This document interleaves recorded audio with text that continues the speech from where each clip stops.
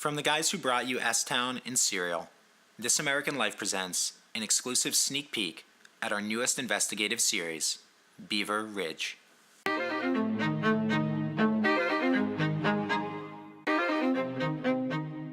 When a beaver builds a dam built of 300 or 400 branches, the landscape around the dam is transformed. Beavers vary the type of dam they build according to the speed of the water. In slow-moving water, they build a straight dam. In fast-moving water, they build curved ones. These beavers and their dams transform rivers and streams into stunning ponds and lakes, thousands of which dot the United States. Anyway, I only learned about all this because a few months ago, a southern New Hampshire man named Earl O'Connor reached out to me, and he asked me to help him solve a murder. I am telling you, they are killing beavers out here. Every single day there's a new dead beaver carcass, and they are murdering these beavers, and nobody is doing a damn thing about it. From the people who brought you Serial, This American Life presents Beaver Ridge, Chapter 1, Sticks and Stones. Hi, I'm Thomas Jenkins, an investigative journalist for This American Life. The first time Earl and I spoke over the phone, he had a lot to tell me about his town. Beaver Ridge used to be a great place to live. Everybody enjoyed living here. And the best part about Beaver Ridge was all the beavers. They used to run wild, make ponds and lakes, give us ice hockey rinks in the winter. The town of Beaver Ridge, New Hampshire has always been known for two things: apple orchards and beavers. But the beaver population has drastically declined over the course of the past year. Earl told me his theory as to why this is happening.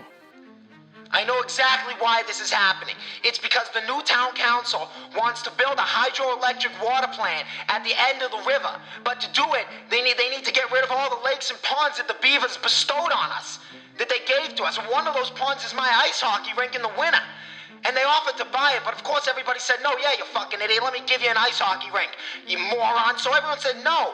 And they assembled a Nazi SS extermination squad to cleanse this area of beavers. This is a genocide. This is a Rwanda of beavers. Sure, Earl's a bit abrasive, but I still found him charming, charismatic in a way. I looked into his story and decided it was worth investigating. But before I went to New Hampshire, I called local Beaver Ridge Police Chief Pete McMullen to see if he could confirm Earl's beaver theory. When we spoke, I learned a lot about Earl O'Connor. Earl O'Connor's been a thorn in my ass for years. Every winter, he runs an illegal pond hockey camp on his property, and every year we have to shut him down because he has no insurance. Not to mention the acre or so of marijuana he keeps growing back there. And now, he's running around town freaking people out with conspiracy theories about electro plants and dead beavers. We investigated. There's no dead beavers, and there was never no plans for a damn electro plant. The accusations made me question everything I'd come to know about Earl, but there was still one thing that didn't add up. Chief McMullen said there was never plans for a hydroelectric plant, but I had found its blueprints in the city archives. Earl was right. Something was going on. So I went to New Hampshire to get to the bottom of it. On my way to Earl's house, I stopped at a local Dunkin' Donuts. Welcome to Dunkin's, what can I get ya? I'll have a medium black iced coffee, please. What's the name for the order? My name is Thomas Jenkins. I'm an investigative journalist with This American Life. You're an investigator? What are you, with one of those fake news outlets like CNN? You and your little faggy camera, get out of here, you knock. You're not welcome at Dunkin's, you're not welcome at Beaver Ridge. Fake news piece of shit. After being thrown out of Dunkin' Donuts, I went to meet Earl at his house. When I got there, Earl took me for a walk through his property so I could see the carnage firsthand. Look over here, you got one dead beaver there, you got two dead beavers there, and there's gotta be at least a half dozen dead beavers over there in that pile. What I saw shocked me. Why haven't you gone to the town council on this? I can't go to the town council. I got the town already so far up my ass, I could feel the tax collector's nose pressing against my prostate. I hate to ask you, Earl, but could it have anything to do with the marijuana you're growing on your property?